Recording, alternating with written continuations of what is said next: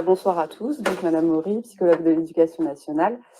J'accompagne les élèves au lycée sur toutes les questions d'orientation. Je vois qu'il y a quelques élèves qui sont là. Alors, je ne sais pas dans quelle section vous êtes, mais parce que je suis passée dans toutes les classes de terminale générale. Si vous êtes en terminale générale, ça va être beaucoup de redites pour vous. Juste, je vous préviens. Il y a des STI. Après, les STI 2D, comme je ne sais pas si ma collègue est passée, parce qu'on est deux à intervenir au lycée, voilà, c'était juste pour vous le dire. Et j'interviens, moi, au lycée le lundi, essentiellement. Donc, pour me rencontrer, c'est le lundi. Et je travaille également au CIO, qui est le Centre d'information et d'orientation.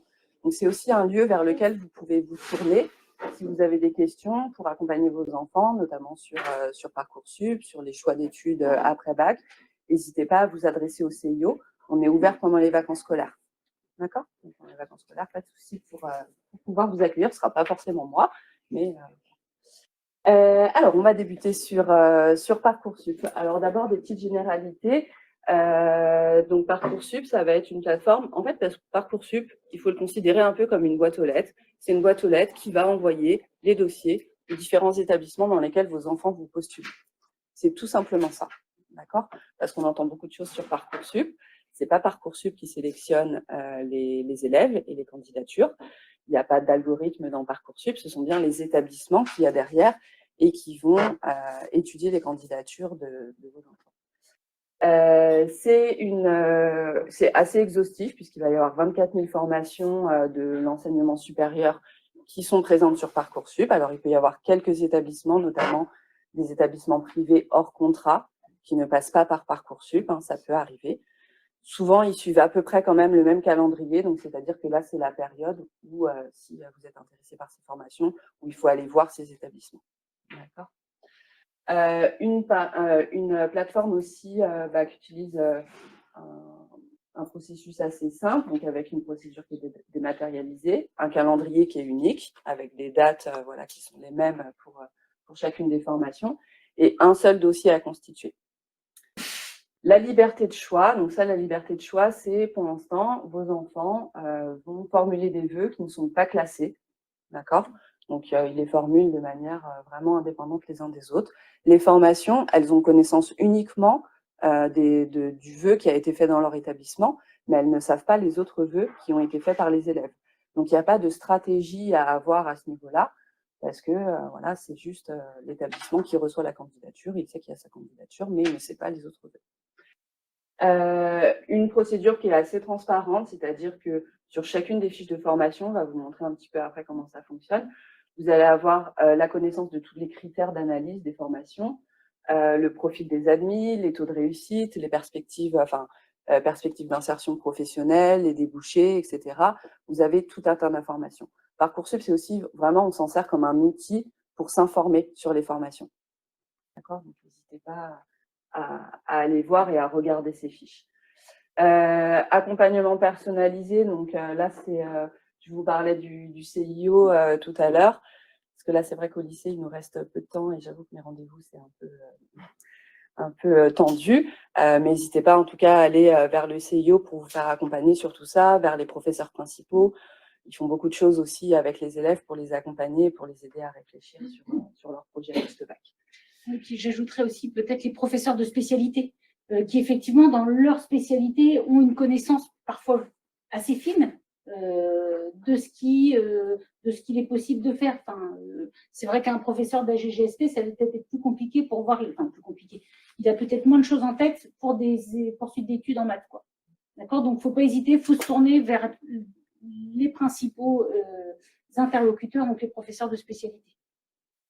Et puis ensuite, une individualisation des parcours pour favoriser l'égalité des chances et la réussite des étudiants. Donc là, c'est par exemple, je vais vous en parler tout à l'heure, c'est le développement des parcours en WICI à l'université. Donc ça, c'est pour des élèves un petit peu fragiles qui iraient à l'université pour éviter de l'échec. Ils proposent, par exemple, du tutorat. Ils proposent d'allonger la durée de la première année de licence. Donc, parfois, on peut faire la première année de licence en 2 ans pour des élèves qui sont un peu fragiles ou qui vont vers un parcours qui n'est pas tellement adapté finalement par rapport à ce qu'ils auraient fait avant. Aussi, n'hésitez pas, s'il y a des situations particulières pour les candidats, notamment les sportifs de haut niveau, des élèves en situation de handicap, les établissements peuvent aménager. Donc souvent, il faut prendre contact avec eux à l'avance. Vous avez toujours sur les fiches Parcoursup des référents et des mails. Et là, vous pouvez vous adresser directement aux établissements pour poser les questions si votre enfant est dans une situation particulière pour les aménagements qu'il pourrait y avoir. Je me permets juste une petite chose. Liberté de choix, oui, mais ne demandez pas ce que... Enfin, il faut pas... Alors, quand je dis vous, c'est les élèves. Hein. Ne demandez pas quelque chose que vous ne voulez pas. Parce que potentiellement, c'est ce que vous pouvez avoir. On ne demande que ce que l'on veut. Que ce soit en termes de lieu, c'est-à-dire Strasbourg, on demande que si on est vraiment capable d'y aller. D'accord? Donc, il faut vraiment réfléchir à ce qu'on garde comme vœu, mais ça, on y reviendra après. Mais voilà, on ne demande que ce que l'on se sent capable de faire. Également pour laisser des places aussi aux autres, c'est-à-dire qu'autrement, on risque de saturer la plateforme et puis les places, après, elles sont distribuées de manière plus lente, quoi. Alors, le calendrier de Parcoursup, il se présente ainsi. Donc, là, on est à cheval entre la première phase et la deuxième phase. Donc, la première phase, c'était pour s'informer et découvrir les formations. Comme je vous ai dit, vous pouvez vous en servir pour avoir déjà tout un tas d'informations sur les différentes formations. Depuis le 15 janvier et jusqu'au 13 mars, donc, votre enfant va s'inscrire. On vous expliquera comment. Et il va formuler ses vœux. Donc, ça, c'est jusqu'au 13 mars. Ensuite, il y aura une période un petit peu plus longue après, jusqu'au 2 avril, pour finaliser le dossier. Donc là, ça va être compléter le dossier, par exemple, faire une petite lettre de motivation pour les formations qui l'auront demandé. Il y aura des petites rubriques à compléter, etc. Donc voilà, tout ça, il faudra le faire avant le 2 avril et il faudra bien aussi confirmer les vœux. C'est important de respecter le calendrier parce que si vous loupez une étape ou si vous le faites pas dans les temps, c'est comme si le vœu n'avait pas été fait, il ne sera pas pris en compte en fait. D'accord ? Oui. Donc, entre le 13 mars, c'est l'établissement qui va dire j'ai besoin de plus d'informations pour compléter une lettre de motivation. En fait, sur chaque vœu qui va être saisi, ce sera indiqué ce que l'élève devra fournir en plus. Donc, éventuellement, souvent, c'est une lettre de motivation. Et il y a des petites rubriques aussi qui peut compléter. On va en parler après. Mais de toute façon, Parcoursup vous guide énormément. Oui. Enfin, vraiment, moi, pour l'instant, je n'ai jamais vu un seul élève qui a oublié de confirmer un vœu ou qui a fait une erreur de manip. Enfin, à chaque fois, on vous demande si vous confirmez bien, si vous êtes vraiment sûr de faire cette manip. Voilà. En fait, il y a toujours un petit logo qui est en orange, un petit logo attention, s'il y a quelque chose qui n'est pas fait en fait sur le dossier. Donc normalement, c'est assez visible. En fait, on se rend compte et on va vous dire attention, vous avez jusqu'au 2 avril pour faire telle ou telle chose. Donc on s'en rend compte vraiment facilement. Il n'y a pas de souci. Et ensuite, la dernière période. Ah oui, pardon, j'ai été trop vite. La dernière période, donc à partir du 2 juin et jusqu'au 2 juillet, ce sera la phase du coup des réponses. La période, elle est étalée parce qu'on a une réponse sur chacun des vœux et des sous-vœux qui sont formulés le 2 juin, mais il peut y avoir des formations qui sont encore en attente. Et les réponses peuvent évoluer tous les jours. D'accord ? Il y a juste une suspension au niveau des réponses pendant la période des examens, donc pendant la période du bac. On n'embête pas les élèves. Et donc là, Parcoursup suspend les réponses. Ils n'ont pas à se reconnecter. Bien évidemment, on ne le répète pas assez, mais pour que Parcoursup fonctionne, il faut avoir le bac. C'est-à-dire que pas de bac, pas de Parcoursup. Mais voilà, certes, les dossiers doivent être clôturés le 2 avril, mais le bac, on a les résultats que fin juillet et ils ne doivent pas se démobiliser. Et ça, c'est compliqué pour eux. Début juillet. Oui, enfin, les résultats, c'est juillet. Début juillet. Donc voilà, on est sur 2 calendriers parallèles qui se complètent. Ça, je passe vite, mais c'était juste pour que tout le monde ait. Voilà, j'avais remis des petites choses. Vous voulez que je vous le laisse ou pas?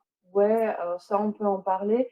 Peut-être pas celle-là, peut-être celle d'après surtout. Sur Parcoursup, vous avez des lives qui sont organisés. Je n'ai pas spécifiquement regardé le programme. Les lives Parcoursup, ils vont avoir une thématique et vous pouvez poser vos questions. C'est un peu comme une visio aussi. Et après, on peut les mettre aussi en replay. Donc, vous pouvez regarder les programmes et s'il y a des choses qui vous intéressent, ça peut être super utile. Ils ont fait une rubrique aussi avec beaucoup de ressources sur Parcoursup. Si vous avez une question sur le fonctionnement, la foire aux questions aussi, elle est très bien faite et généralement, on va trouver la réponse. Donc, n'hésitez pas aussi à utiliser la foire aux questions. Voilà. Qu'est-ce qui va être important aussi? Faire les portes ouvertes, aller voir les établissements. Je pense que vos enfants ont déjà commencé, que vous les avez peut-être accompagnés. Mais ça permet souvent de faire avancer un petit peu la réflexion, faire avancer les choses, de se projeter. Donc, c'est vraiment des moments importants, les journées portes ouvertes. Et puis, tout l'échange, comme on en parlait déjà tout à l'heure, avec les personnels du lycée.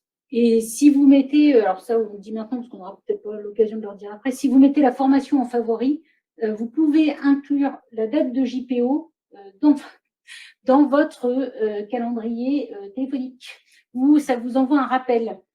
C'est pas que nous avons tous des journées un peu chargées et des semaines chargées, mais ça, voilà, ça permet de rappeler, attention, tel jour, telle porte ouverte. Et je pense que ça, c'est quand même assez utile, que ce soit pour vous, élèves, ou vous, parents, histoire d'organiser un petit peu les choses.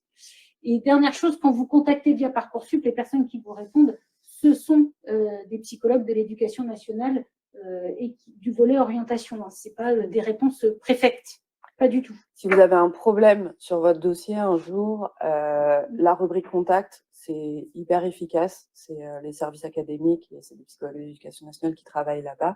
Et elles peuvent prendre la main sur le dossier, corriger une erreur si c'est fait vraiment très rapidement, quoi. Il faut réagir très rapidement, il ne faut pas attendre 3 semaines après. J'ai pas validé mes vœux, non. Mais voilà, sur des choses assez courtes, ou si, par exemple, il va y avoir un déménagement, vous demandez une dérogation, si vous voulez que votre enfant soit sectorisé différemment parce qu'il est sportif de haut niveau et qu'il va peut-être être recruté dans un club, etc. La rubrique contact, ils peuvent vraiment vous aider, donc n'hésitez pas. Alors, là, c'est comment va se présenter une capture d'écran de comment ça se présente quand vous recherchez une formation.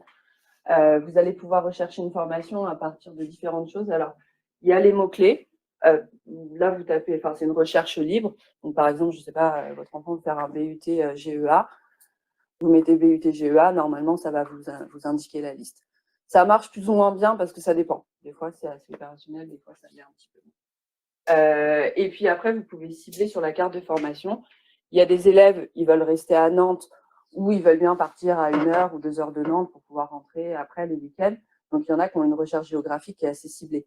Donc, si vous zoomez sur la carte, ça vous permet déjà de filtrer un petit peu les différentes réponses que vous allez avoir. Vous pouvez faire une recherche, alors là, on ne voit pas trop, mais sur le côté, vous avez une recherche par filtre aussi. Donc là, vous pouvez indiquer des filtres, public, privé, quel type de formation vous recherchez. Si vous recherchez un BUT, après, ça va vous mettre toute la liste des BUT. Quel BUT, par exemple, votre enfant veut sélectionner, etc.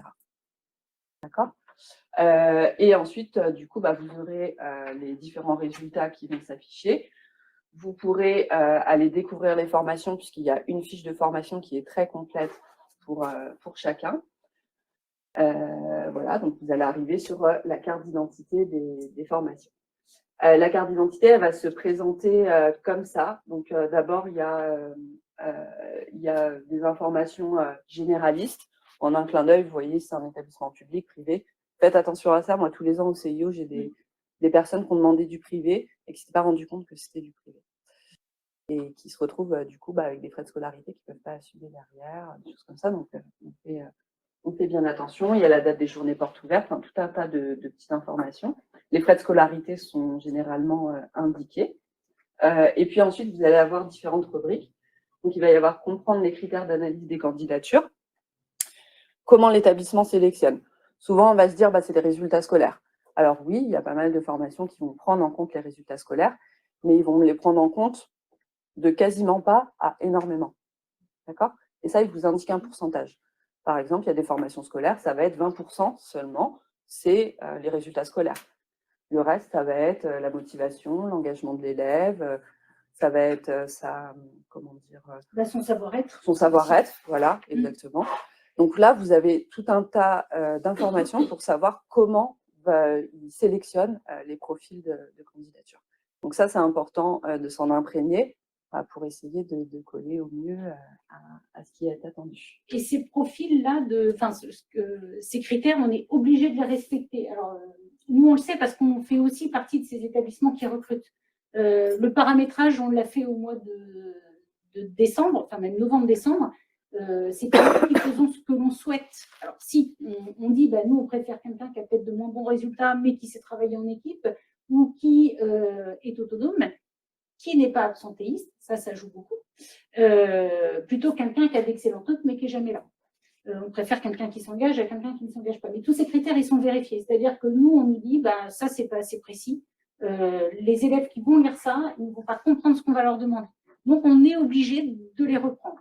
Et on sait très bien que si on dit non à un élève, il va falloir, s'il le demande, qu'on explique. Et la seule manière que l'on puisse dont on peut l'expliquer, c'est en s'appuyant sur ces critères-là. Donc, on est dans l'obligation de les respecter. C'est pas, on ne fait pas ça comme ça. Loin de là. Ensuite, vous avez les modalités de candidature. Donc, les modalités de candidature, est-ce que ça va être une sélection juste sur dossier? Est-ce qu'il y a un concours qui est organisé? Est-ce que l'élève va devoir passer un oral? Donc là, vous avez toutes les informations sur ça. Vous avez les chiffres d'accès à la formation. Donc ça, c'est intéressant. C'est pour savoir la pression un peu qu'il peut y avoir. C'est-à-dire si c'est une demande forte, en fait, s'il y a une demande forte sur les années, si on regarde sur les 2-3 années précédentes, est-ce qu'il y a une demande forte des élèves et du coup, ils reçoivent énormément de candidatures. Et donc, dans ce cas, on se dit, c'est peut-être plus difficile que son dossier soit retenu parce qu'ils ont vraiment beaucoup de candidatures. Ou est-ce qu'au contraire, il y a un faible taux de pression et donc, du coup, voilà. La nouveauté cette année qu'ils ont fait aussi, c'est qu'on peut voir en fonction un petit peu, on peut mettre son bac, voilà, dans quel bac on est, on peut mettre ses spécialités, et puis on peut mettre sa moyenne générale. Et ça vous donne une estimation. Donc, est-ce que l'élève a beaucoup de chances d'être pris ou peu de chances d'être pris par rapport à ça? Alors, moi, j'ai dit aux élèves en passant en classe, attention à cet outil, c'est pas mal, mais il ne faut pas s'auto-censurer non plus. C'est-à-dire que c'est pas parce que l'élève je crois qu'il y a un critère qui s'appelle rarement, son dossier serait rarement pris, il faut qu'il se dise, dans ce cas, je ne demande pas parce que de toute façon, j'ai très peu de chances d'être pris. Non, si c'est quelque chose qu'il souhaite, il le demande de toute façon et puis il verra bien. Mais peut-être que si c'est rarement, il se dit, en tout cas, il va falloir que je fasse d'autres vœux parce que je peux avoir un risque de ne pas être pris sur ce vœu-là. D'accord? Il faut plutôt s'en servir dans ce sens-là que dans le sens je m'auto-censure et je ne demande pas. Oui, puis peut-être au moment des résultats, si on est en attente en termes de placement sur la liste d'attente, là, ça peut peut-être aussi servir. Oui, ça donne une estimation un petit peu. Voilà, ça ressemble un peu à ça. Ouais, je vous remets sur la première.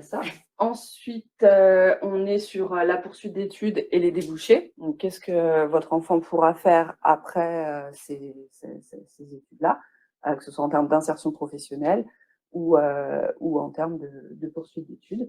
Et puis après, la dernière rubrique, c'est tout ce qui est contact et échange avec l'établissement. Donc, c'est là que vous trouvez les mails, responsables pédagogiques. Il y a toujours un référent handicap aussi dans les établissements, par exemple. Donc, voilà, vous avez des informations aussi là-dessus. Donc, c'est vraiment très complet. Donc, n'hésitez pas à naviguer sur les différentes fiches de formation. Ils ont fait un petit livret qui s'appelle les bons réflexes que vous pouvez télécharger sur Parcoursup, où vous avez tout un tas de petits conseils aussi. Je passe. Ouais. Voilà, donc là, on retourne au calendrier. Je pense qu'on peut avancer parce que ça va se dérouler de toute façon. Alors, s'inscrire sur Parcoursup. Donc, là, si vos enfants n'ont pas encore créé un compte, donc cette année, c'est une nouveauté. Il ne faut pas aller directement sur le site Parcoursup pour s'inscrire. Il faut aller sur la boîte mail, sur sa boîte mail qui a été fournie à l'établissement. Et ils reçoivent un lien pour pouvoir aller s'inscrire sur Parcoursup. D'accord? Donc, on va sur la boîte mail, on clique sur le lien et ensuite, l'élève va pouvoir créer son dossier. Donc, il y aura un numéro d'inscription, un mot de passe. Et après, pour se reconnecter, il mettra son identifiant et son mot de passe. Je crois qu'on demande quand même l'INE quand il s'inscrit. Donc, l'INE, c'est l'identifiant national élève. Vous le retrouvez sur les bulletins scolaires. Il est indiqué en haut sur les bulletins scolaires. Ou sur Pronote. Si jamais vous vous demandez ce que c'est, parce que ça peut arriver. N'oubliez pas de renseigner un numéro de téléphone portable. Alors, ça peut être déjà ceux de vos enfants. Pourquoi? Parce que ça envoie des alertes. Donc, on reçoit des SMS avec les dates butoirs, etc. Si on a une nouvelle réponse, par exemple, au moment des réponses. Donc, c'est important de le faire. Et vous, en tant que parent, vous pouvez aussi mettre votre mail et votre numéro de téléphone, ce qui vous permet aussi de recevoir les alertes. Par contre, si je peux me permettre, c'est bien le compte des élèves et pas celui des parents. Ce qui veut dire que nous, parfois, on a besoin d'intervenir avec les élèves qui nous demandent des choses. Là, je ne sais pas trop. Et on a besoin de se connecter sur leur compte. Et quand c'est les parents qui ont la main sur leur compte, ça veut dire qu'il faut qu'on appelle les parents pour qu'ils nous donnent le numéro qui va apparaître sur le portable, etc. C'est l'horreur. Donc, il faut vraiment, pour le coup, là, laisser la main aux élèves pour que nous, derrière, on puisse agir aussi avec eux. Parce que ça peut être, ils nous montrent une rubrique, enfin, ce qu'ils ont complété, est-ce que ça marche ou pas? Et c'est vrai que si on n'a pas la main dessus, ça nous complique la vie et c'est beaucoup plus difficile d'intervenir rapidement. Je pense qu'en termes d'autonomie aussi, là, ils vont rentrer dans l'enseignement supérieur. Enfin, c'est des choses, voilà, c'est une expérience en tout cas qu'ils doivent faire de leur côté. Quelle expérience! Alors, donc pour formuler les vœux, donc ça va être jusqu'à 10 vœux et 10 vœux éventuellement supplémentaires pour des formations en apprentissage. C'est-à-dire il y a 2 rubriques. Il y a une rubrique pour les formations sous statut étudiant et une autre rubrique pour les vœux en formation sous statut d'apprentissage. Sous statut d'apprentissage, ça respecte pas tout à fait le calendrier Parcoursup, c'est-à-dire que même après le 13 mars, on peut encore rentrer des vœux en apprentissage. D'accord? On a encore un temps supplémentaire, en tout cas pour la plupart des CFA, ils l'ont paramétré de cette manière-là. Par contre, pour tous les vœux sous statut étudiant, là, ça va être la date du 13 mars. Donc, pour des formations sélectives, donc les formations sélectives, par exemple, les classes prépa, les BTS, les BUT, toutes les écoles de commerce, écoles d'ingénieurs, par exemple, la plupart sont sur Parcoursup. Les IFSI, formation en soins infirmiers, etc. Toutes ces formations-là sont sur Parcoursup. Les formations non sélectives également, donc les licences, les parcours préparatoires au professorat des écoles et les PASS, c'est la première année pour accéder aux études de santé. Alors, on parle de formation sélective et de formation non sélective, c'est un petit peu plus compliqué que ça, parce que, alors les formations sélectives, c'est sûr, c'est sur dossier, voilà, elles vont fonctionner comme ça. Les formations qu'on dit non sélectives, c'est le principe de l'université. Normalement, on peut aller à l'université à partir du moment où on est bachelier. D'accord ? Sauf que c'est un petit peu plus compliqué. Ils peuvent pas forcément absorber la masse de candidats qui va vouloir aller dans telle ou telle formation. Donc des fois, ils ont trop de demandes, donc ils sont quand même obligés de limiter et de mettre je sais pas, 500 places, 600 places. Ils peuvent pas aller au-dessus parce que sinon après, on n'est plus dans des conditions pour pouvoir étudier convenablement. Donc du coup, ils vont prendre le maximum d'élèves qu'ils peuvent. Mais une fois qu'ils sont arrivés à ces 500 places ou 600 places, ils ne pourront pas forcément en prendre plus. Donc, il y a des élèves qui vont se retrouver en attente, ils ne seront pas refusés par l'université ou en passe, ou voilà, ils ne seront pas refusés, mais ils resteront en attente jusqu'à la fin de la procédure parce que leur dossier a été classé un petit peu trop loin. D'accord? Donc, je sais que c'est difficile à comprendre parce qu'on se dit, finalement, c'est sélectif. Ce n'est pas exactement la même chose, c'est juste qu'ils n'ont plus de place. Mais ils prendront même un dossier qui est, par exemple, très fragile. S'ils ont suffisamment de place, ils le prendront quand même. Ils se doivent de le prendre. Vous voyez la nuance un petit peu qu'il faut y avoir. Lorsque la formation l'aura demandé, le vœu devra être motivé. Donc là, c'est une petite lettre de motivation à faire. Alors, quelques mots sur la lettre de motivation. La plupart du temps, c'est limité à 1500 caractères. Donc, 1500 caractères, c'est à peu près une demi-page. C'est pas énorme. Donc, il faut être assez concis, il faut être assez efficace dans les arguments aussi qu'on va pouvoir apporter. Et il ne faut pas trop s'embêter avec les formules de politesse, à mettre 3 phrases de formules de politesse. C'est peut-être pas utile, c'est pas ce qui est regardé par les formations. Donc, bonjour et cordialement à la fin, ça peut suffire. Voilà, pas besoin d'en faire. Ce qu'on veut savoir, c'est vraiment pourquoi l'élève souhaite être un futur étudiant dans cette formation. C'est qu'est-ce qui le motive? En fait, c'est plutôt ça qui nous intéresse. Donc, il faut que ça vienne d'eux. On voit très bien les lettres qui sont corrigées. On voit très bien aussi les lettres qui ne sont pas écrites par les étudiants. Alors, on le voit d'autant plus qu'avant, ils ont rempli d'autres rubriques. Donc, si les autres rubriques sont truffées de fautes et pas la lettre, voilà. Si on voit qu'il y a des tournures de phrases qui sont complètement... qui nous... Ce sont des élèves du terminal, hein, donc on sait très bien ce qu'ils savent faire. Ça se voit, autant que ce soit vrai et que ça vienne d'eux, mais qu'ils expliquent vraiment pourquoi est-ce qu'ils veulent entrer là. Et là, il faut citer, il faut dire si on a été aux portes ouvertes, qui on a rencontré.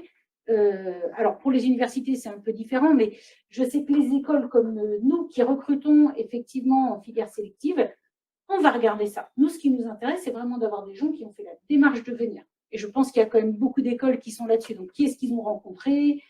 Voilà. Donc, des noms d'enseignants, peut-être, lors des portes ouvertes, j'ai rencontré aussi tel ou tel élève.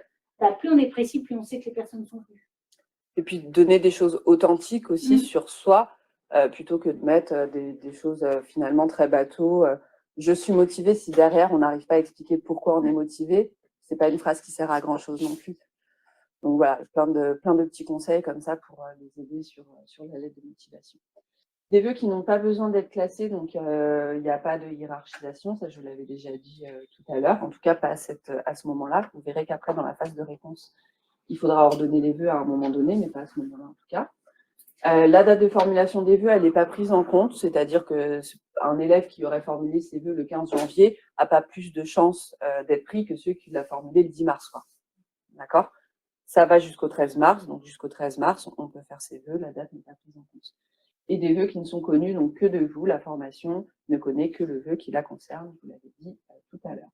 Le petit conseil, c'est d'essayer de diversifier ses vœux pour ne pas en formuler qu'un. Alors après, je pense que ça dépend aussi du projet. Un élève qui fait partie du secteur de l'Université de Nantes et qui veut faire une licence de philosophie, il a quasiment 100% de chances d'être pris, parce que philo, c'est pas en tension à l'université.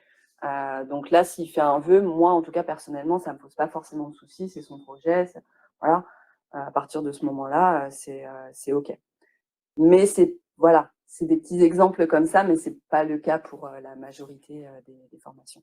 Juste pour revenir, je vais quand même vous dire les formations qui sont en tension à l'Université de Nantes. Il y a psycho, qui est un petit peu en tension, mais ils arrivent quand même à proposer des places à une grande majorité des élèves du secteur. Ce qui est très en tension, c'est STAPS. Donc la STAPS, c'est compliqué. Il y a beaucoup d'élèves qui ne sont pas pris. Ils ont beaucoup trop de demandes par rapport au nombre de places qui peut être proposé. Donc il y a il y a un classement qui s'opère, et c'est vrai que les élèves sportifs de haut niveau, les élèves qui sont en section, les élèves qui sont en pôle, ils ont déjà un petit peu plus de chance. Et puis, il y a aussi le profil scolaire quand même qui va compter. Et puis, tous les engagements de l'élève. Un élève qui est, je ne sais pas, qui arbitre, qui entraîne, ça va être un avantage aussi pour lui. C'est vraiment des critères importants. Ensuite, alors, droit, globalement, ça se passe assez bien, mais il y a des années où c'est un petit peu en tension. Et puis après, on peut avoir LEA, commerce international, qui peut être un tout petit peu en tension, mais je vous dis, c'est vraiment des petites tensions. Globalement, ça se passe bien. Sciences de la vie, ça peut arriver que ce soit un petit peu juste aussi. Et puis, je pense que c'est tout. Sur le reste, globalement, ça se passe bien. Ils arrivent à appeler tous les élèves du secteur. D'accord ? Et l'université, donc, je vous ai parlé de secteur, c'est bien sectorisé. Donc, si vous habitez à Nantes ou aux alentours, c'est à l'université de Nantes où il est prioritaire. D'accord ? Il y a quand même des places pour les hors-secteurs, quand on veut demander ailleurs, quand on veut partir, qu'on a un projet, mais on peut avoir moins de chance, notamment sur des filières qui sont très en tension. Ah pardon, je corrige. Si, c'est bon. C'est bon. Ouais, c'est bon. Alors, donc je vous ai parlé de 10 vœux tout à l'heure. Donc, il y a effectivement 10 vœux qui sont possibles, mais il y a des vœux, beaucoup de vœux sont des vœux multiples. Les vœux multiples, en fait, ça veut dire qu'on les décline avec des sous-vœux. Les sous-vœux, ils correspondent à des établissements scolaires. D'accord ? Imaginons, je reprends mon exemple de tout à l'heure, un BUT GEA, gestion des entreprises et des administrations. On va le demander à Nantes, on va le demander à Angers et on va le demander à Rennes, par exemple. Et bien, ça va faire un vœu pour le BUT GEA et 3 sous-vœux pour les 3 établissements que j'ai cités. D'accord ? Donc, au final, si on compte tout ça, ça fait plus que 10 vœux parce qu'on va décliner par établissement. Donc, un vœu multiple, ça compte bien pour un seul vœu pour les 10 vœux possibles. Chaque vœu multiple, il va être composé de sous-vœux qui correspondent chacun à un établissement. Et sauf exception, il n'y a pas de vœu multiple pour les licences. C'est-à-dire qu'on demande une licence de psycho à Nantes, une licence de psycho à Angers, ça compte 2 vœux sur les 10 possibles. Là, ça ne marche pas, l'histoire des sous-vœux. D'accord ? Ça dépend un peu des formations. Rassurez-vous, parce qu'il y a un compteur de vœux sur Parcoursup qui nous dit où est-ce qu'on en est, à combien de vœux on en est et à combien de sous-vœux on en est. Parce qu'il y a des petites limites par rapport au nombre de sous-vœux.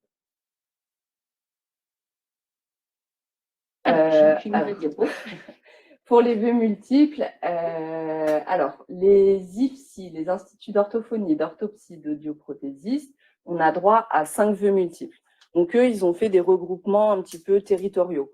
Donc, par exemple, je ne sais pas, on demande l'IFSI, alors je ne l'ai pas en tête, hein, je vous donne juste un exemple pour que vous compreniez. On demande les IFSI de Nantes et puis peut-être celui de Cholet, celui de Châteaubriand. Enfin, voilà, ça doit faire peut-être 4 ou 5 établissements. Et ben ça, c'est un regroupement, ça compte pour un vœu et on peut mettre les 5 établissements dedans. Après, on va demander un autre regroupement, etc. Mais on a droit à 5 vœux multiples. Donc 5 vœux maximum pour ces écoles-là. Voilà. Les écoles d'ingénieurs de commerce. Alors, par contre, excusez-moi, parce que vous n'avez pas celle d'avant, c'est pas mon avant, c'est mon bientôt. Ah, d'accord. Les sous-vœux, là, ne sont pas comptabilisés. Donc là, ils ne sont pas décomptabilisés des 20 sous-vœux auxquels on a le droit. On a le droit d'en mettre autant qu'on veut. C'est la même chose pour les écoles d'ingénieurs, les écoles de commerce et de management. Ils sont regroupés là en réseau. Et donc, des fois, on va passer, parce que là, souvent, ça fonctionne sur concours. On va passer un concours, par exemple, pour une école d'ingénieurs, on passe le concours GEPI Polytech. GEPI Polytech, je crois qu'ils ont 35 établissements. Donc, 35 établissements, s'il veut, il peut faire la demande sur les 35 établissements. Il leur a passé un seul concours. Les sous-vœux ne sont pas comptabilisés là aussi. Le réseau Sciences Po et Sciences Po Paris également. Les PASS, mais que en Île-de-France, qui sont regroupés aussi. Et le concours commun des écoles nationales de vétérinaire. Pour tout cela, les sous-vœux ne sont pas comptabilisés. Donc là, dans l'exemple, vous inscrivez, voilà, c'est GEPI Polytech, c'est ça, c'est l'exemple. On demande 9 établissements, du coup, ça va nous compter un vœu, mais les sous-vœux, ils ne sont pas décomptés. Ils sont pas voilà, on en fait autant. Et il y a d'autres vœux. On n'a pas par contre cette diapo. Alors pour toutes les autres formations, c'est-à-dire les BTS, les BUT, les classes prépa, les BUT, les BTS, les classes prépa, là j'en ai pas forcément d'autres en tête, mais il y en a d'autres. Là, les sous-vœux, par contre, ils seront comptabilisés. Je la rajouterai dans le diapo que je mettrai. Ouais, je pense qu'on va la rajouter. Et puis les garçons, sur la STI, vous, sur certaines écoles, vous avez un parcours différencié, d'accord, parce que vous venez d'un bac technologique. Donc ça, il va falloir faire attention aussi quand vous regarderez justement les fiches d'identité, d'accord. Est-ce qu'il y a des questions sur cette histoire de vœux et de sous-vœux? Parce que des fois, c'est pas facile à comprendre. Est-ce que ça va? Ça va? Ok. Les vœux en apprentissage, dont je vous en ai parlé tout à l'heure, donc c'est une liste différente. Pour la plupart des formations en apprentissage, il n'y a pas de date limite pour formuler les vœux. Donc après le 13 mars, on peut encore en faire. Et les centres de formation, ça peut être intéressant de les contacter en amont. Pourquoi? Pour qu'ils puissent vous donner un petit coup de main pour trouver un employeur notamment. Parce que quand on part en formation d'apprentissage, l'essentiel, ça va être de trouver l'employeur. Donc voilà, des fois, ils organisent des job dating, des fois, ils vont avoir une liste d'employeurs à vous proposer. Et puis après, l'élève va passer des entretiens, etc. Il y en a qui aident beaucoup, il y en a qui aident moins, ça dépend. En tout cas, il faut prendre contact avec eux. Ça me paraît assez essentiel. C'est le seul moment où l'anonymat est levé. C'est-à-dire que les formations peuvent directement vous contacter. En fait, parce que là, il n'y a pas d'anonymat au niveau de l'apprentissage. Ouais. Okay. La demande de césure, si jamais vos enfants sont concernés. Je sais que cette année, moi, j'en ai reçu quand même pas mal, je trouve, par rapport aux années d'avant. Alors, la demande de césure, c'est la possibilité d'interrompre ses études pendant 6 mois ou 1 an, d'accord, parce qu'on va avoir un autre projet, on veut faire un service civique, on veut travailler, on veut partir à l'étranger, faire une expérience, etc. Et l'élève va quand même faire ses vœux sur Parcoursup parce qu'il sait ce qu'il a envie de faire, mais il sait que l'année après le bac, voilà, il a envie de faire son projet. Et donc, la demande de césure, ça va permettre de faire la demande. Et puis, si l'établissement l'accepte, en fait, qu'elle garde la place pour l'étudiant, elle lui garde sa place au chaud, en fait, pendant 1 an, parce que la plupart du temps, on ne demande pas 6 mois, on demande plutôt 1 an. Et donc, du coup, dès qu'il revient de son projet, la rentrée suivante, il pourra intégrer cette formation et il n'aura pas toutes les démarches Parcoursup à refaire. Donc, on la demande sur Parcoursup, d'accord? Donc, il y a une petite case, en fait, qui s'appelle césure. L'établissement, il aura connaissance de cette demande qu'au moment où il aura accepté l'élève, d'accord? Il ne le saura pas avant. Donc, il n'y a pas de discrimination par rapport à ça. Ils demandent une césure, je ne vais pas le prendre. Ils ne peuvent pas savoir s'ils demandent une césure ou pas. Par contre, après, ils ont le droit de l'accepter, cette césure, ou de la refuser. Donc, une fois qu'ils ont connaissance de la césure, ils vont demander pourquoi l'élève fait cette césure. Donc, soit il y a une lettre de motivation ou un entretien à passer, et puis là, ils acceptent ou ils refusent la césure. S'ils acceptent, et ben voilà, l'élève part faire son projet et il peut rester, il a le statut étudiant, donc il a tous les avantages que peut avoir un étudiant, il peut avoir droit aux bourses notamment, et puis il garde sa place au chaud. C'est plutôt pas mal. S'il refuse la césure, et ben là, c'est à votre enfant de voir. Bah, soit il a ses projets qui sont prévus, et ben il part quand même, et puis il repostulera sur Parcoursup, il fera un dossier l'année prochaine. Soit autrement, il se dit bon bah non, j'ai été pris, du coup ils veulent pas, ils acceptent pas ma césure, donc du coup je m'inscris quand même dans la formation, j'ai pas envie de perdre ma place. C'est vrai que parfois, on a des futurs étudiants qui nous contactent avant pour savoir quelle est notre position. Et dans ces cas-là, on répond tous si c'est oui ou si c'est non. On ne fait pas durer le suspense. Hein, parce que c'est plus simple. Puis ça permet aux futurs étudiants de faire ses choix plus, je trouve, de manière plus éclairée. Ouais. Donc le 13 mars, le dernier jour pour formuler les vœux. On vous l'a pas mal dit. Et alors, si on peut éviter de le faire le 13 mars, peut-être même la journée d'avant, parce que les derniers jours, c'est toujours un peu tendu, parce que tout le monde se jette sur Parcoursup, donc parfois ça plante. Le mieux, c'est de se dire le 12 mars, quoi. Et même chose, de commencer son dossier pas le 12 mars. Ça, faut préparer ça pendant les vacances.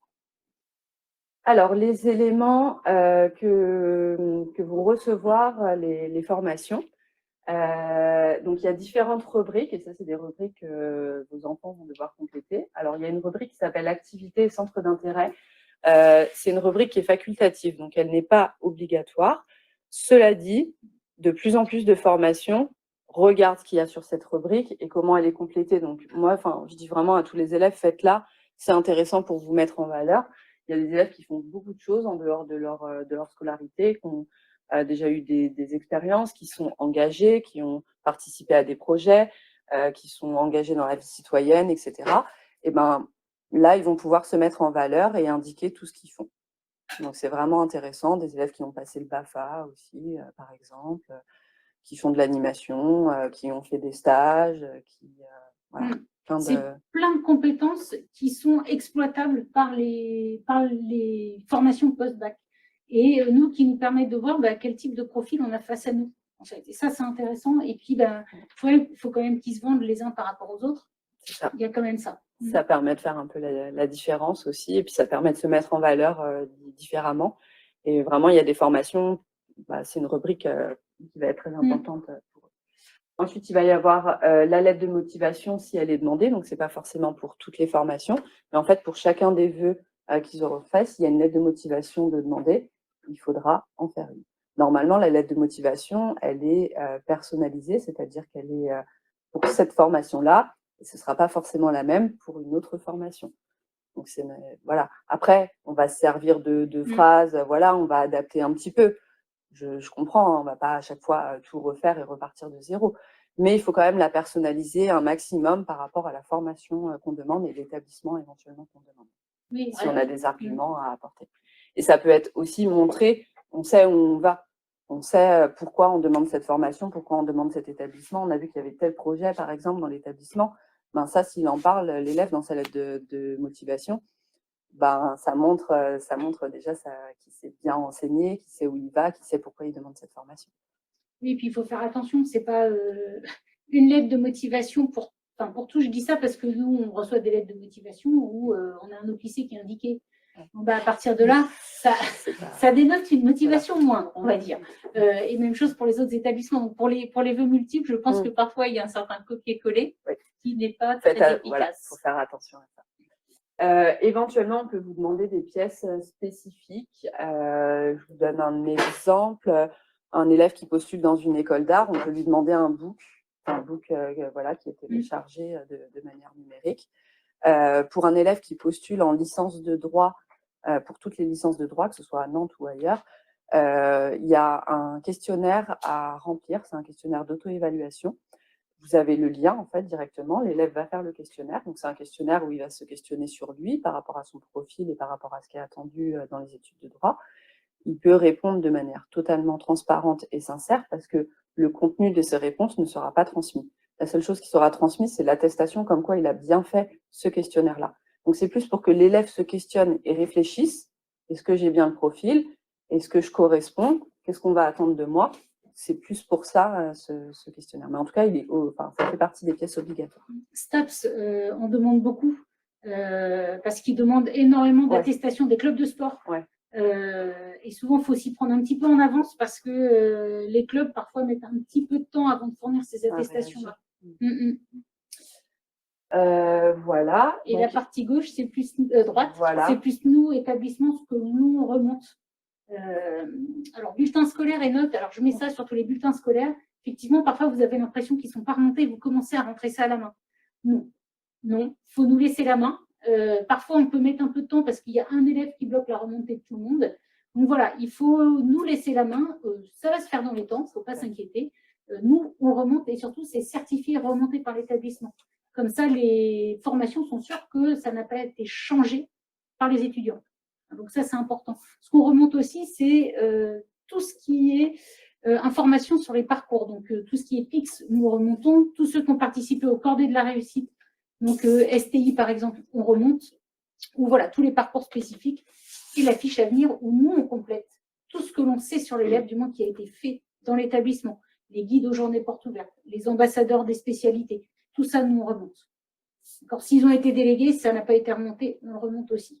Donc ça, il ne faut pas hésiter. Les élèves, de toute façon, nous le disent très rapidement et très fréquemment lors du conseil de classe du deuxième trimestre. Il y a une dernière rubrique qui n'est pas indiquée là, mais c'est une rubrique qui s'appelle, je crois que c'est parcours, j'ai plus son intitulé exact, c'est projet, je crois. Une rubrique qui s'appelle projet et où l'élève doit indiquer en fait son projet d'études supérieures. Alors, c'est pas une rubrique qui est exploitée par les établissements dans lesquels ils recrutent, donc pas de pression là-dessus. Ça peut être une phrase, mon projet, c'est de faire des études dans le domaine de l'économie, par exemple. Si c'est pas, voilà. Ou autrement, il a un vœu préférentiel. Moi, mon projet, c'est de faire une classe prépa MPSI. Voilà. Il peut mettre quelque chose de vague ou quelque chose de précis. D'accord? C'est une rubrique qui est obligatoire. Donc, ça bloque votre dossier si vous ne la remplit pas. Donc, il faut absolument la faire. Mais ça sert, en fait, c'est si l'élève n'avait pas de place et qu'après, on saisit la commission académique de l'enseignement supérieur pour aider à trouver des places à ceux qui restent sans place. Cette rubrique, elle sert à ce moment-là, en fait. Mais tous les élèves doivent la compléter. Donc, voilà, un petit truc. Que je fasse, c'était sur les je le rajouterai, je me suis noté. Ah oui, alors j'ai mis, si vous ne pouvez pas confirmer les vœux, c'est parce que nous, on n'a pas remonté les bulletins du deuxième trimestre. Donc, effectivement, même si les vœux sont clôturés au 13, nous, les conseils de classe, ils ont lieu 3-4 jours après. Donc, de toute façon, tant qu'on n'a pas remonté les bulletins, vous ne pouvez pas confirmer les vœux. Nous, on vous enverra un mail pour vous dire, OK, c'est bon, vous pouvez y aller. Et voilà, donc tout vœu qui n'est pas confirmé avant le 2 avril n'est pas examiné. Donc, il faut bien faire attention à ça. Donc, il y a 2 périodes de tension, même chose, si on peut les confirmer avant le 2, c'est quand même un peu... Par contre, on peut retirer un vœu. Ouais, on peut encore retirer des vœux. Ouais. On ne peut pas en ajouter, mais on peut en retirer. Ce qui veut dire que si parfois il y a un doute, juste avant le 13 mars, peut-être en ajouter, enfin, laisser celui pour lequel on a un doute et on peut l'enlever après. Et voilà. Non, mais je l'ai remis en haut. Ah bah, non, mais... alors, ouais, donc, ça paraissait important. Ouais, pour les lycéens boursiers, donc une priorité. C'est pas tout à fait une priorité, mais si vous voulez, il y a un quota pour, dans le but de l'égalité des chances, on doit prendre un certain pourcentage de boursiers.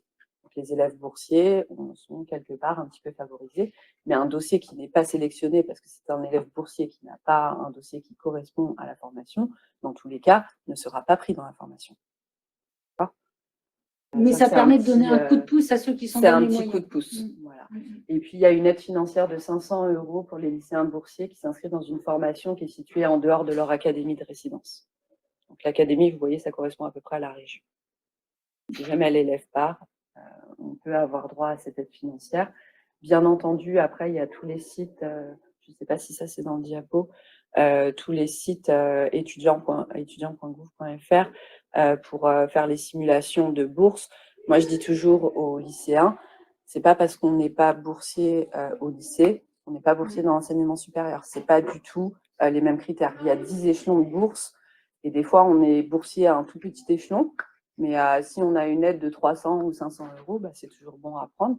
Donc, n'hésitez pas à faire les simulations sur ce site-là. Et puis, bah, tout ce qui va être demande de logement aussi. Bien entendu, quand on est boursier, les demandes d'internat, on est aussi favorisé. Et puis, de mémoire, je crois quand on est boursier échelon 0, il y a des frais d'inscription moindres. Voilà, ouais. Donc, ça, voilà, pensez à regarder ça. Pour les cordées de la réussite, je vous laisse plus. C'est pareil. Nous, nos élèves qui sont ce qu'on appelle encordés, c'est-à-dire qui ont des liens avec l'enseignement supérieur, donc on en a quelques-uns dans le général et pratiquement tous nos technologiques.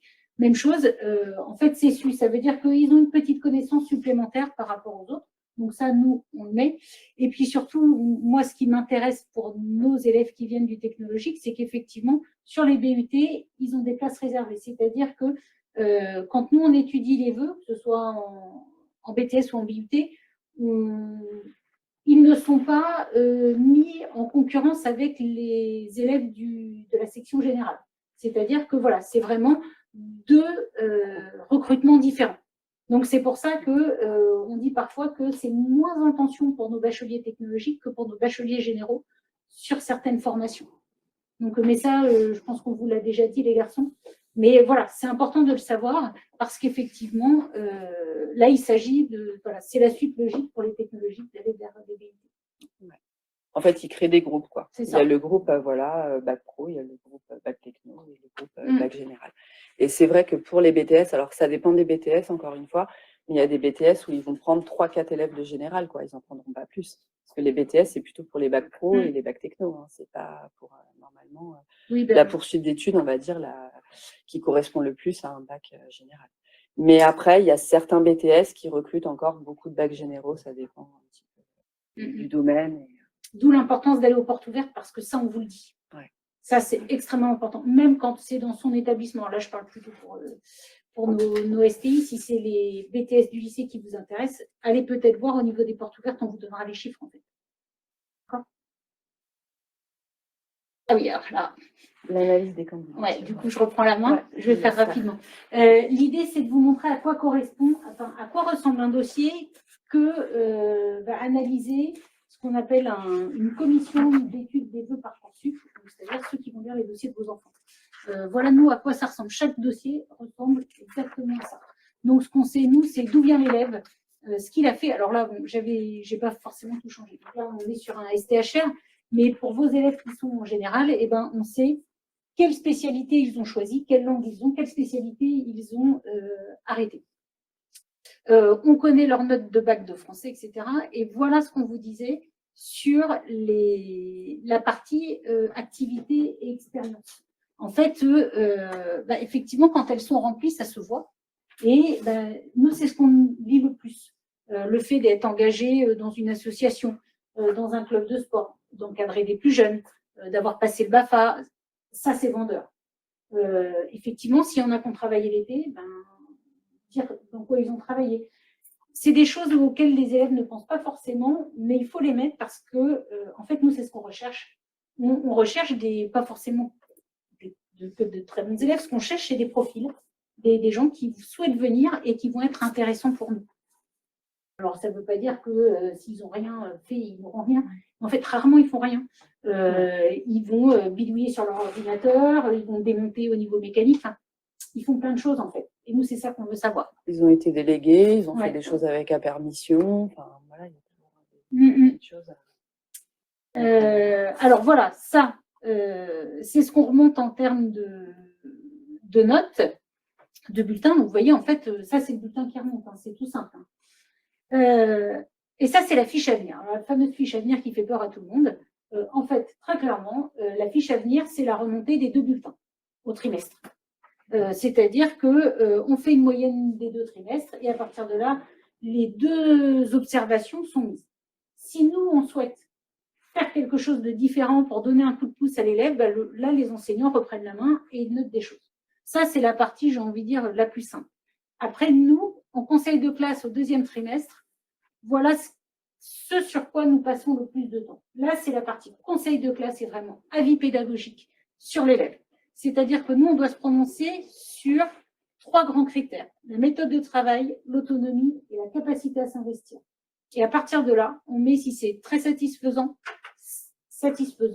assez satisfaisant, ou ne se prononce pas, enfin, ou l'équivalent de ne se prononce pas. Et ça, c'est ce que les formations vont regarder. Engagement de l'élève, oui, non. Et puis dans ces cas-là, c'est là où je vous ai dit, on complète, guide aux portes ouvertes. Et après, même chose, niveau de la classe, oui, parfois on a des classes qui ont une moyenne générale de 15. C'est pas la même chose d'avoir 14 de moyenne dans une classe qui a un 15 de moyenne générale ou qui a un 12 de moyenne générale. Donc il faut qu'on mette le niveau de la classe.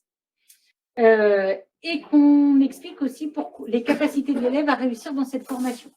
Et là, on essaye de faire quelque chose de différent et vraiment d'expliquer pourquoi. Là, l'élève est fait ou pas, parce que parfois, on dit qu'on ne peut pas se prononcer. On a eu un exemple une fois d'un élève de STHR, enfin, d'hôtellerie, qui voulait partir en optique. Là, on ne se sent pas capable, aucun enseignant ne se sent capable d'émettre un avis là-dessus. Donc, on explique. Et donc, l'avis sur la capacité à réussir. Ces avis sont importants parce que nous, on va leur attribuer, on leur attribue un certain nombre de points. C'est ça le paramétrage. Quand on lit vos dossiers, il y a une partie, ça nous demande trop de temps. Donc, on demande à la machine d'analyser les choses. Donc, effectivement, on lui dit, dans la fiche à venir, capacité à s'investir, quand c'est très satisfaisant, on attribue tant de points. Par contre, on n'a jamais de points en négatif. C'est-à-dire que l'idée, c'est de mettre en avant ceux qui correspondent à notre profil. Ceux qui correspondent moins, en fait, ils seront pas, on ne va pas les descendre avec des points négatifs, mais ils auront moins de points, au moins sur cette partie-là. Après, on va donner un certain nombre de points, effectivement, au résultat scolaire. Mais le pourcentage correspond à ce qu'on a mis dans la première partie où on disait les critères de recrutement. Ça, c'est indiqué. C'est-à-dire qu'on ne peut pas, nous, mettre un pourcentage sur quelque chose, par exemple, sur un BTS STI 2D, on ne va pas mettre d'un seul coup un très fort pourcentage, 50% sur la SVT. Ce n'est pas possible parce que déjà, ils n'en ont pas. Donc voilà, il faut à un moment donné qu'on soit cohérent et tout est étudié à la lettre. Par contre, c'est sur cette partie-là où nous, on agit, c'est-à-dire le côté qualitatif. C'est là où on regarde ce qui a été mis dans les petites parties que les élèves vont compléter. Et même chose, on attribue des points. Alors peut-être qu'il y a un élève, autonomie, il avait assez satisfaisant, c'est quand même pas beaucoup de points. Par contre, par sa lettre de motivation, on voit qu'il est venu aux portes ouvertes, parce qu'il nous a cité des enseignants qui sont encore là et qui étaient vraiment là aux portes ouvertes, ou des élèves qui étaient vraiment là à la porte ouverte. Et là, là, on sait qu'il est intéressé, donc là, on lui met des points. Donc, vous voyez, en fait, rien n'est joué parce que, en fonction de ce qui est fait, l'idée, c'est de donner des points qui bénéficient à l'élève et non pas, en fait, rejeter les élèves qu'on ne veut pas. Ce qu'on veut, c'est mettre en avant les élèves qu'on veut. Donc, voilà, c'est quand même ce qui se détache de plus en plus, au moins pour ceux qui regardent les dossiers. Et donc, une lettre de motivation, alors là, elle est un peu plus importante que ce qu'on peut avoir actuellement. Mais là, voilà, on en avait mis une pour montrer que, voilà ce qu'on voit. Alors, effectivement, on voit à qui c'est destiné, mais on a envie de dire, faire simple. Là, c'était, je crois, une phrase, un paragraphe, c'est très bien. C'est, moi, je veux faire telle chose, c'est-à-dire, je veux faire mon BTS pour atteindre la cuisine, très bien. Ce qui me motive, c'est telle chose. Et voilà ce que j'ai fait avant. Mais c'est assez court. En fait, elle dit, moi, j'ai plaisir à faire telle ou telle chose. Ça nous montre quand même qu'il y a cette volonté de venir chez nous. Et il y a surtout cette volonté de rester dans la formation. Je ne veux pas forcément dire plus sur la lettre de motivation. Je pense qu'on est pas mal. Juste sur la fiche à venir, vous inquiétez pas, vous ne la verrez pas sur Parcoursup, mais elle est remontée par l'établissement. Et je crois qu'elle apparaît sur le dossier, voilà, que le 2 juin. Mais elle sera remontée bien avant, donc ne vous inquiétez pas de ne pas la voir. C'est fonctionnant Parcoursup qui est comme ça. Et on ne peut pas la changer. Ça ne sert à rien de nous appeler pour nous dire « Oh, quand même, il était autonome sur le devoir du 18 juin. » Enfin, pas du 18 juin, mais du 5 mai. Oui, mais enfin bon, en fait, on juge toute l'année. Puis, ça se fait en conseil de classe. Donc, il y a les délégués parents qui sont là, surtout les délégués élèves. Alors, ce n'est pas que les délégués parents ne sont pas importants, mais les délégués élèves, ils connaissent leurs camarades. Donc, ils nous disent quand même, ils nous donnent beaucoup d'informations. Il n'y a rien de secret. C'est fait en conseil de classe, mais on ne peut pas la changer. Donc, la dernière phase, la phase des réponses, entre le 2 juin et le 10 juillet. L'élève va pouvoir consulter les réponses sur Parcoursup. Il va recevoir des propositions d'admission au fur et à mesure et de manière continue, c'est-à-dire, comme je vous ai dit, tous les jours, il y aura des réponses qui peuvent être mises à jour. Ouais, parce que moi j'avais ajouté ça. Non, c'est la même chose. Excusez-moi. Oui. Donc, il faut qu'ils se connectent tous les jours pour savoir si. Normalement, on a des alertes quand quand il y a des nouvelles réponses qui sont apportées. En tout cas, je vais vous dire comment ils vont devoir répondre déjà à partir du 2 juin. Les candidats doivent obligatoirement répondre à chaque proposition d'admission reçue avant la date limite indiquée. Donc, je crois que le premier jour, il y a 5 jours pour pouvoir répondre, mais très rapidement, début juin, on va passer à 48 heures. D'accord ? Donc, il faut respecter ce délai-là. L'élève va devoir répondre. Et puis, la phase des réponses, ça permet de changer d'avis au fur et à mesure des propositions reçues. Donc, par exemple, on va recevoir une première proposition le 2 juin, qui est assez intéressante, mais c'est peut-être pas le vœu préféré. Donc, on va accepter cette proposition parce qu'on ne sait pas si on en aura d'autres, on l'accepte.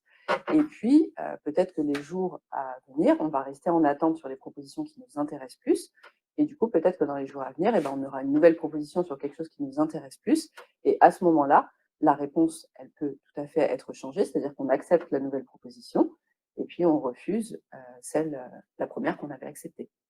D'accord ? Donc, c'est évolutif. On peut revenir en arrière pour dire finalement on comprend. Voilà, c'est ça. Et c'est plus simple de le faire dans ce sens-là plutôt que en fait je veux prendre ce que j'ai refusé. Alors, alors là c'est pareil, il faudra rajouter un petit truc. Au niveau des formations sélectives, vous pouvez recevoir un oui. Donc, à partir du moment où on reçoit un oui, on accepte ou on renonce à la proposition. Si on renonce, généralement, c'est parce qu'on a plusieurs oui. Et donc, du coup, on va garder on n'a pas le droit de garder plusieurs oui en même temps. Si on a plusieurs propositions, on est obligé de faire un choix. Parce que sinon, on bloque le système et on bloque les places. Donc, on est obligé de et on a le droit de garder combien de oui ? Un seul. Un seul. Ouais, il faut faire tourner les places. Donc, c'est pour ça que c'est important de réfléchir quand même avant un petit peu à ce qui nous plaît le plus. On est en attente. Donc, c'est possible que le 2 juin, on soit en attente sur tous ces vœux. Il ne faut pas paniquer. D'accord ? Ça bouge beaucoup. La phase de réponse, elle va jusqu'au 10 juillet. Donc, forcément, le 2 juin, tous les élèves n'ont pas forcément encore une proposition ou un oui. D'accord ? Ce n'est pas grave d'être en attente. Généralement, on a des indicateurs pour dire où est-ce qu'on est placé sur liste supplémentaire. Et on sait aussi, les années précédentes, jusqu'où ils sont remontés sur liste supplémentaire. Parce que des fois, on va voir, on va se dire, on est 400e, mais en fait, ils remontent, je sais pas, jusqu'à 800 des fois sur les supplémentaires. À l'université, ça peut être ça. Hein. Donc voilà, il faut prendre un petit peu de recul aussi sur accepter un vœu dans la panique. Ouais. Et donc, on peut maintenir son vœu en attente ou y renoncer. D'accord ? Si on y renonce, c'est parce qu'on a déjà une proposition aussi qui est plus satisfaisante et qu'on sait que si ce vœu-là va nous faire une proposition, de toute façon, on ne l'acceptera pas parce qu'on a déjà quelque chose qui n'est pas trop mal. Ou autrement, on maintient sa candidature en attente. Et si on la maintient en attente, c'est parce qu'on espère avoir une proposition peut-être par la suite. Alors, cette année, entre le 6 et le 10 juin, de mémoire, ils demandent de classer les vœux. Et c'est obligatoire. Donc, tous les élèves, entre le 6 et 10 juin, vont devoir classer leurs vœux. Oui, c'est la diapo d'après. C'est la diapo d'après ? Ok. Donc, quand on le met en attente, entre le 6 et le 10 juin, on devra absolument classer le vœu. Est-ce que c'est notre numéro 1, notre numéro 2, notre numéro 3 ? Et normalement, si j'ai bien compris, parce que c'est une nouveauté, si j'ai bien compris, ça va permettre, en fait, si on a une proposition sur notre vœu numéro 1, et directement, en fait, ça va nous faire démissionner des autres vœux qui sont classés en dessous, parce qu'il a une proposition sur le vœu qui est le mieux classé. Donc, au final, ça va simplifier les choses pour l'élève. Il n'aura pas à chaque fois à répondre parce qu'il aura classé ses vœux. Ça va ? Si on a un non, là, ça veut dire que notre dossier n'a pas été retenu. Donc, c'est fini pour cette candidature. Pour les formations non sélectives, on peut avoir un oui. On peut avoir un oui-si. Donc, le oui-si, je vous en ai parlé tout à l'heure, c'est un parcours personnalisé. L'université a estimé que le dossier était un peu fragile. ou peut-être un élève de voie techno qui va à l'université en licence, c'est pas ce qu'il y a de plus recommandé. On voit qu'il y a beaucoup d'échecs des bacs techno à l'université. Et donc, du coup, on va lui proposer un parcours pour pouvoir l'aider, avec des cours de méthodologie, des cours supplémentaires, ou éventuellement le fait de faire la licence en 2 ans, la première année de licence en 2 ans. Et on peut être en attente. Et vous voyez qu'il n'y a pas de nom. Pourquoi il n'y a pas de nom? Parce que c'est une formation qui est non sélective. Et donc, si elle peut proposer une place, elle proposera une place. Mais si en fin de procédure, elle n'a pas pu proposer une place, ça revient au même, l'élève ne sera pas pris. D'accord? Donc, l'université, on ne peut pas avoir de nom, c'est la petite nuance. Alors, si on reçoit une seule proposition d'admission, on accepte parce qu'on ne sait pas si on en aura d'autres. Donc, ce serait un peu... alors, si on renonce, c'est vraiment qu'on a fait une erreur dans ses vœux.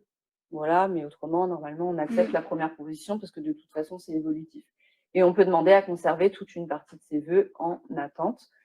Et donc, entre le 6 et le 10 juin, en gros pour tous. Le lycéen devra classer tous ses vœux en attente, qu'il souhaite garder en attente. On ne reste pas en attente sur des choses qui nous intéressent moins par rapport à la première proposition qu'on a eue. D'accord? Sinon, c'est pareil, on bloque un peu le système, donc ce n'est pas très utile. Si on a plusieurs propositions d'admission, on en accepte une et on renonce aux autres. On n'a pas le droit de garder plusieurs propositions en même temps. Et de la même manière, on peut demander à conserver encore une partie de ses vœux en attente ou tous ses vœux en attente si jamais tous les autres vœux, ça n'intéresse plus que ce qui est déjà proposé.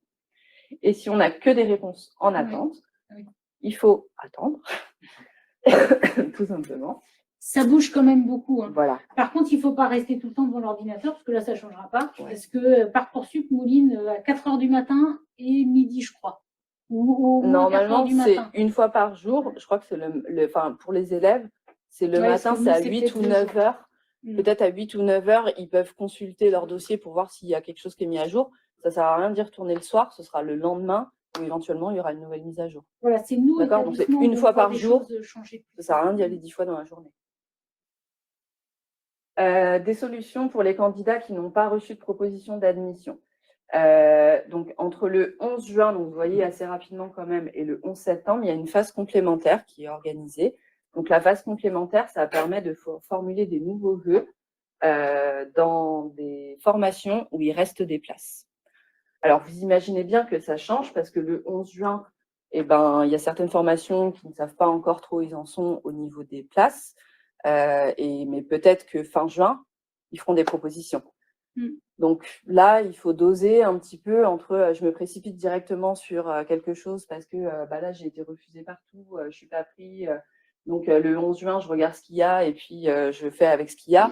On peut aussi attendre un petit peu parce qu'il y aura peut-être des choses plus intéressantes par la suite. Oui, puis c'est d'autant plus compliqué que c'est mis en pause pour les autres élèves parce qu'on est en période de bac. Donc, c'est vrai que Parcoursup jusqu'au 26 juin, ça évolue peu. Et puis, jusqu'au 11 septembre, nous, ça nous arrive d'accepter des étudiants, le 11 septembre. Alors, c'est vrai que c'est dur de contacter les établissements scolaires, on ne va pas se leurrer, entre le 15 juillet et le 15 août. Mais on vous recontacte forcément à la rentrée. Et puis, si vraiment il n'y a rien, c'est se tourner vers le CIO ou vers nous. Parce que nous, entre établissements, on communique sur il me reste des places, il ne me reste pas de place. Et à partir de là, on vous dit postulez sur tel ou tel site. Voilà, nous, on se donne aussi des informations entre nous parce que, au niveau académique, en tout cas, ça nous permet de faire avancer les choses plus vite et d'essayer de trouver une solution avant le 15 juillet parce que c'est vrai que c'est quand même très anxiogène. Après, rassurez-vous, globalement, c'est plus de 80%, en tout cas, entre 80 et 90% ont des propositions d'admission sur Parcoursup. Souvent, moi, les élèves que j'accompagne qui n'ont pas eu de proposition, ils n'ont pas très bien fait leurs vœux. C'est-à-dire que si c'était fait accompagner, je pense qu'on leur aurait, on aurait pris un petit peu les devants, on aurait balayé un petit peu plus large, on aurait diversifié un peu plus les vœux, etc. Donc, un élève souvent qui n'a pas bien fait ses vœux. Un élève qui a un tout petit dossier scolaire. Bon, malheureusement, ça peut arriver, mais la grande majorité des élèves, ils ont des propositions d'admission. Oui, puis normalement, on a anticipé les choses avant, c'est-à-dire qu'il n'y a peut-être pas eu aussi d'écoute des signaux d'alerte et d'alarme qu'on a pu donner. Et à partir du 1er juillet, donc vous pourrez saisir une commission qui s'appelle la commission d'accès à l'enseignement supérieur. Donc c'est une commission académique qui étudie les dossiers d'élèves et qui les aide à trouver une solution. Donc, pour saisir cette commission, ce n'est pas automatique, il faut le demander sur Parcoursup. Et ça, c'est à partir du début 1er juillet. Ça, c'est pour les sans solution. On n'oublie pas de s'inscrire dans les établissements. Il y a des dates là aussi à respecter, donc on ne part pas en vacances non plus forcément trop tôt, ou en tout cas on se renseigne sur comment on pourra s'inscrire une fois qu'on a accepté définitivement une place et qu'on n'a plus de vœux en attente. Normalement, vous avez toutes les informations sur Parcoursup, donc vous saurez ce qu'il y a à faire pour l'inscription administrative dans l'établissement. Et on respecte bien les dates, sinon il va donner la place à quelqu'un d'autre, l'établissement. C'est ça. C'est-à-dire que nous, établissement, on a besoin de savoir combien on va avoir d'étudiants. Effectivement, si on a un étudiant qui ne s'inscrit pas, c'est un étudiant qu'on peut perdre. On se dit, en fait, il ne veut plus venir chez nous, il a trouvé autre chose d'une autre manière. Et on pourrait donner la place à quelqu'un qui est en attente. En fait, à chaque fois, c'est ça. C'est le fait de libérer une place, ça permet à quelqu'un d'autre de trouver une solution. Et l'inscription, elle se fait bien dans l'établissement. Là, elle ne se fait pas sur Parcoursup. Sur Parcoursup, vous avez normalement des indications de dates, etc. Mais après, un lien Internet, très souvent. Ouais. Et les modalités d'inscription, elles sont propres à chaque établissement. Donc, voilà, c'est pas commun. Il y a une date à respecter, etc. Voilà, le petit truc à ne pas oublier. 5 conseils pour aborder sereinement Parcoursup. Donc, prendre connaissance bien du calendrier. Les modalités de fonctionnement de la plateforme. Donc, vous avez tout un tas d'outils et de ressources sur Parcoursup pour vous en servir. Le diaporama sera mis à disposition également. Voilà, si vous recherchez. On a déjà envoyé des lettres d'information qui permettent de donner des outils. Enfin, voilà, l'idée, c'était de vous mettre ça en avant pour que vous n'ayez pas à chercher beaucoup. Anticiper, donc pas attendre la dernière minute pour réfléchir à ses vœux, pour élargir, alors, je ne vous en ai pas parlé tout à l'heure, mais par exemple, pour élargir les vœux, quand votre enfant il a une idée, il y a un petit bouton qui s'appelle formation similaire, on peut cliquer dessus et ça vous propose des formations qui peuvent être assez proches. Et des fois, il y a des élèves comme ça, ils vont découvrir une formation. Enfin, moi, je leur montre en entretien, je dis, tu vois, ça, parce que moi, je les connais, donc moi, je vais y penser. Mais après, eux, voilà, quand ils font ça de manière un peu plus autonome, voilà, ça peut suggérer des idées et leur faire découvrir d'autres options auxquelles ils n'avaient pas forcément pensé. Voilà. Pour toutes les étapes, en tout cas, il faut anticiper et puis se préparer un petit peu à l'avance. Pareil pour les lettres de motivation, faire le dossier, etc. Faites les vœux pour des formations qui vous intéressent. Ne vous auto-censurez pas, même si c'est une formation qui est très demandée, on tente sa chance. Parce que si tout le monde fonctionne comme ça, les chiffres ils vont complètement changer d'une année sur l'autre. D'accord ? Et si tout le monde s'auto-censure, finalement, la formation, elle sera plus tant demandée que ça. Enfin, vous voyez. Puis c'est pas une science exacte, d'une année sur l'autre. C'est pas une science exacte, exactement. Tout change. Et pensez à diversifier vos vœux et éviter, sauf cas exceptionnel, de formuler qu'un seul vœu. Ne restez pas seul avec vos questions. Donc, vous pouvez venir vers nous au lycée, vous pouvez vous adresser au CIO, vous pouvez aller aux journées portes ouvertes, poser vos questions. Restez pas seul sans réponse à vos questions. Et préparez-vous pour la phase d'admission en se disant, ça va être quoi mon vœu préféré, voilà, comment je mets la priorité sur quoi, qu'est-ce que je vais préférer, parce qu'autrement, des fois, on n'a que 48 heures pour répondre à une proposition. Ça va assez vite, 48 heures. Donc, c'est bien d'y avoir réfléchi quand même un petit peu avant. Vraiment, l'anticipation, je pense que c'est... Oui, puis c'est ça, avoir 4 vœux où on nous répond oui et qu'on n'a pas prévu et que les 4 plaisent. 4 jours, c'est un peu court pour choisir. C'est court, ouais. Donc, c'est vrai que moi, j'ai tendance à dire ça, c'est préparer sa petite liste. OK, tous mes vœux, je les classe de mon préféré à mon moins préféré. Et à partir de là, comme ça, on se pose moins de questions. Il y a moins de stress aussi. On a anticipé les choses. Et puis après, rassurez-vous, si jamais ça arrive qu'on fasse un premier choix qui ne correspond pas tout à fait à votre enfant, parce qu'il ne se sent pas bien dans la formation, parce qu'il avait, il imaginait un petit peu autre chose, parce qu'il se retrouve en difficulté, etc. On peut toujours se réorienter. On peut reparticiper à Parcoursup. D'accord ? Parcoursup, il n'y a pas de limite d'âge, vous pouvez y participer aussi. Donc, c'est tout à fait possible de se réorienter, de demander autre chose si jamais on s'est trompé. Et dans tous les cas, ça reste une expérience qui est valable et on pourra se servir par la suite. D'où l'importance que tous les élèves s'inscrivent pour que nous, on puisse remonter tous les bulletins, les fiches à venir. Ça, c'est extrêmement important.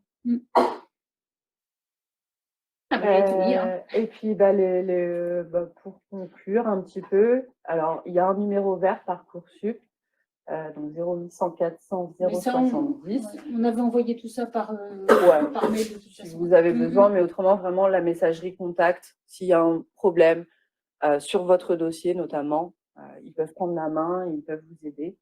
Vous pouvez suivre toute l'actualité de Parcoursup sur les réseaux sociaux, parce que maintenant, la communication passe par les réseaux sociaux. Donc voilà, ça permet de suivre un peu les dates qu'il faut faire, d'avoir des petites vidéos dessus, etc. Et puis cette année, ils ont fait même un groupe, enfin un groupe, je sais pas comment on dit. Oui, je sais pas trop là. Un groupe WhatsApp, quoi.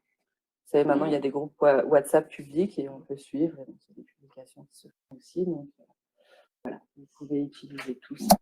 Et s'il y a un problème, je dirais que prévenez aussi le lycée, parce qu'il n'est pas rare que quand même, pour le coup, le contact de Parcoursup nous appelle pour savoir si on est au courant de la situation. Et c'est vrai que si nous, on est au courant de la situation, on a moins de doutes sur le fait que l'élève ait fait une boulette sans vraiment le vouloir. Enfin voilà, nous, je ne veux pas dire qu'on est la caution, mais si on est au courant, on peut, alors c'est pas faire accélérer les choses, c'est pas ça, mais ça donne plus de légitimité en fait. Hein, ça c'est évident. Puis la dernière chose, si je vous ai ajouté, c'est... Oui, mais je vais leur répondre après. On va y répondre après, ouais. Mais sinon, ça fait varier le PowerPoint, ça donne le mal de mer, c'est l'horreur. Mais voilà, moi j'avais remis ça à la fin, avec tous les numéros. Tous les sites pour la vie étudiante, donc les services étudiants.gouv.fr, lescrous.fr pour les logements également, enfin trouver un logement, lescrous.fr. L'aide à la mobilité, on en avait déjà parlé pour les étudiants boursiers. Et puis, pour tout ce qui est santé, donc souvent, il faut s'affilier à un régime de sécurité sociale. Donc là, ils ont fait un site aussi, mesdroitssociaux.gouv.fr. Donc ça, c'est pour aider à préparer toute la vie étudiante. Et les bourses, on peut commencer à faire les demandes de mémoire dès mai. C'est assez tôt dans l'année. C'est assez tôt, hein. Je crois que même là, normalement, ça suit à peu près le calendrier Parcoursup. Je n'ai pas regardé cette année. Oui, moi, je n'ai pas fait attention. Et puis, c'est vrai qu'on n'est pas forcément dedans. Ouais. Regardez sur le site, serviceétudiant.gouv.fr, il faut créer le dossier social étudiant. Donc, je pense que vous pouvez le commencer dès maintenant, normalement, à l'ouverture de mémoire. Oui. Alors, n'hésitez pas s'il y a des questions. Ce support-là, on le retrouve quelque part? Vous le retrouverez sur le site du lycée. Il va être mis en ligne sur le site du lycée. Alors, je vais répondre à l'oral aux questions, parce que c'est plus simple. Oui, les CGL, on les remonte, c'est-à-dire la participation aux concours généraux, à ceux qui font aussi tout ce qui est CANSAT, ou tout autre concours, en fait. Nous, effectivement, on le remonte et très souvent, les enseignants le mettent directement dans leur appréciation. Et si on choisit une formation hors Parcoursup, mais qu'on veut garder la possibilité de retourner vers un choix Parcoursup, peut-on utiliser une année de censure? Alors là, je vous laisse répondre, Madame Maury. Alors, je ne sais pas si je comprends bien la question ou pas. Alors, ça veut dire que là, j'imagine que l'élève est pris dans un établissement privé qui ne passe pas par Parcoursup, mais qu'il y a peut-être une hésitation. Alors, réfléchissez bien, parce que souvent, c'est des frais de scolarité qui sont quand même très élevés et qui sont perdus par la suite s'il arrête cette formation. Et s'il veut retourner refaire un dossier Parcoursup l'année suivante parce qu'il veut changer son orientation, c'est tout à fait possible. Après, utiliser une année de césure, je pense que l'argument sera pas trop recevable. C'est-à-dire qu'un établissement scolaire, que ce soit public ou privé, parce qu'on a aussi du privé sur Parcoursup, qui propose une place à votre élève et vous lui dites, nous on demande une année de césure parce qu'il est pris dans un autre établissement qui est privé hors contrat, qui ne fait pas partie de Parcoursup, il va vous dire non. Ça risque d'être assez mal pris. Il va vous dire non, on n'occupe pas 2 places à la fois. Ouais. En fait, l'année de césure, c'est pour faire autre chose que de la scolarité ou pour partir à l'étranger. Voilà. Donc, je ne pense pas que c'est l'année de césure qu'il faut utiliser. on hésite beaucoup entre le privé et un Oui, BTS après, c'est un choix. public. Puis ça dépend du Dans ce cas, il faut BTS. peut-être demander les deux. Après, le Mm. problème des établissements privés qui ne sont pas dans Parcoursup, ils ont besoin souvent de l'engagement des familles avant les réponses de Parcoursup, parce que sinon, ils ont trop de perditions. Et donc, du coup, ils vont vous demander déjà de signer un chèque. Et attention, alors c'est vrai qu'on n'est jamais assez vigilant, mais on a tous les ans des exemples d'écoles qui ferment, des écoles privées qui ferment. Donc, ça veut dire que vous êtes engagé financièrement, vous ne serez pas remboursé, bien évidemment, ou des écoles privées qui ne délivreraient pas de diplôme. Donc, ça, c'est problématique aussi. Donc là, il faut vraiment faire extrêmement attention. C'est vrai que la certification, enfin, quand je dis ça, le petit tampon Parcoursup, montre quand même que ce sont des formations qui ont été vérifiées, qui sont quand même fiables. Là, il y a tout un tas de choses. Même moi, j'ai du mal à m'y retrouver parfois, mais après, voilà, un diplôme qui est visé par l'État, on sait qu'on peut faire confiance. Une école, en tout cas, qui va délivrer un diplôme de l'éducation nationale. Donc là, par exemple, comme la dame qui posait une question, un BTS, un BTS, ça reste un BTS. L'élève sera présenté au BTS. Il y a une nouvelle certification qui s'appelle Calliope, je crois. Calliope, c'est ça. Calliope, normalement, c'est que c'est certifié aussi par l'enseignement supérieur. Il y a plein d'autres labels qui existent, notamment pour les écoles de commerce. Les écoles d'ingénieurs, on n'a pas trop de problèmes. C'est plutôt sur les écoles de commerce, de communication, etc. Oui, numérique aussi. Voilà. Il y a des classements qui existent, les classements de l'étudiant, les classements il y a des journaux aussi qui font des classements. Vous pouvez les regarder, ils sont quand même assez fiables et ça permet de savoir, les écoles qui sont en haut du classement, on sait qu'il n'y a pas de souci. Les écoles qui délivrent un master, il n'y a pas de souci. Elles ont dû passer tout un tas de certifications par rapport à ça. Donc, on se renseigne bien sur l'école et puis on évite de se faire avoir par tout le côté marketing qu'il peut y avoir parce que leur communication est très travaillée et donc forcément, voilà. Il n'y a pas que des mauvaises écoles, c'est pas ça, mais on se renseigne bien. Je vais revenir sur si l'élève a une admission, oui, mais qu'elle a en attente un autre établissement qu'elle préfère. Oui. En fait, elle dit oui, parce qu'on peut faire que oui ou refuser. Voilà. Donc, elle dit oui, et après, d'une manière automatique, si elle accepte en attente devient une admission. Elle reste en attente. Et elle reste en attente. Elle reste en attente, surtout.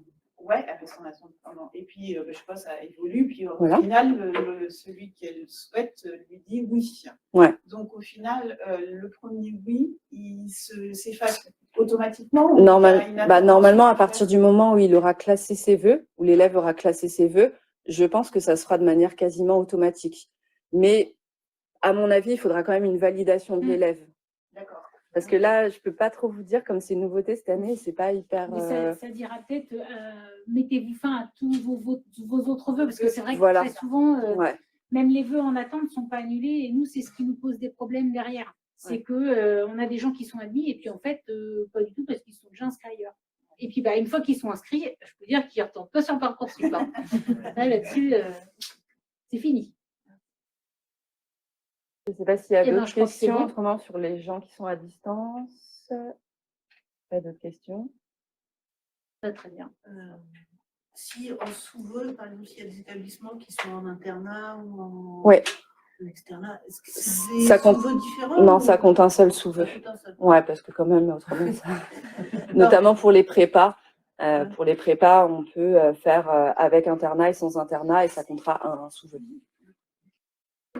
Mais renseignez-vous pour les internats parce que il faut savoir si vraiment il va être en internat. Si c'est des internats qui sont accolés à des lycées, la priorité est donnée aux lycéens parce qu'ils sont mineurs et les places restantes au post-bac.